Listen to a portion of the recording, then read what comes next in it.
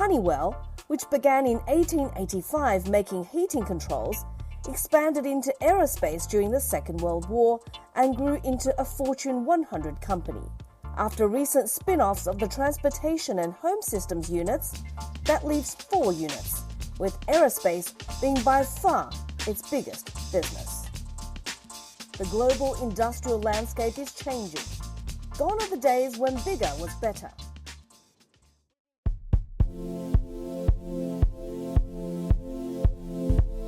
I do not pretend to become a Chinese company. I want to be the competitor everywhere, as fast, as nimble, and as good. To do that, you can't just do that with either with a Western mentality or with too much help from the West. There is a whole mass market that's coming up in China. And I'm not talking about the very bottom of the pyramid, the mass market, which is just as big or bigger. So we're now going through a whole redefinition to say, continue to do East for the mid-segment, but we're creating a whole new initiative that hopefully I'll be able to announce more things about it, called mass mid-segment.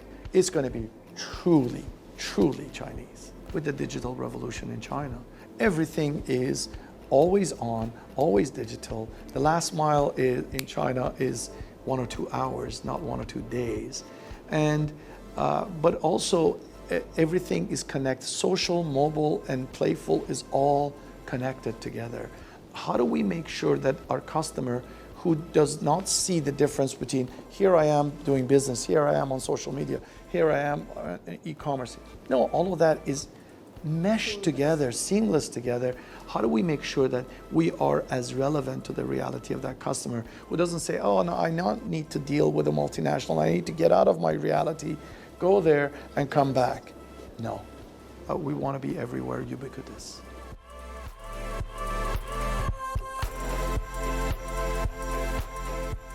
Our model from the beginning was to be local for local.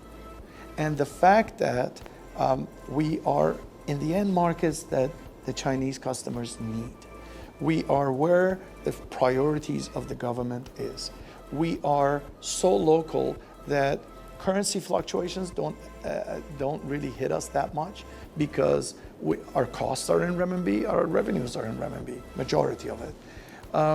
Imports and exports, there's some impact, but so minute compared to the size of our business because majority of what we do is local for local.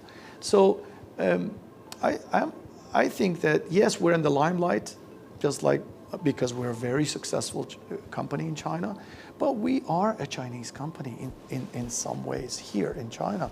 We pay our taxes, we employ more than 10,000 people, we live and breathe the daily lives of the Chinese people. We're a global company.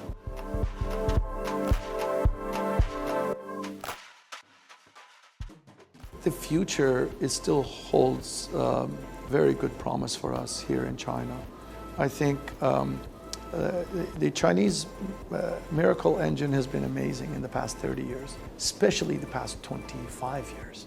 So I think there's a lot of things China is going to figure out, which is important for the rest of the world. So this high population, high density, low arable land, cities that go this way, not this way, creates new challenges. China is figuring those challenges out. Tremendous opportunities for a company like Honeywell.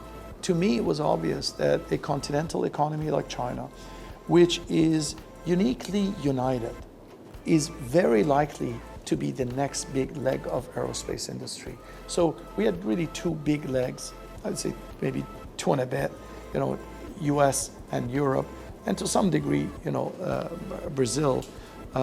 But another big potential continental economy that could do this was China. I don't think there is any doubt that it's now on its path to doing it.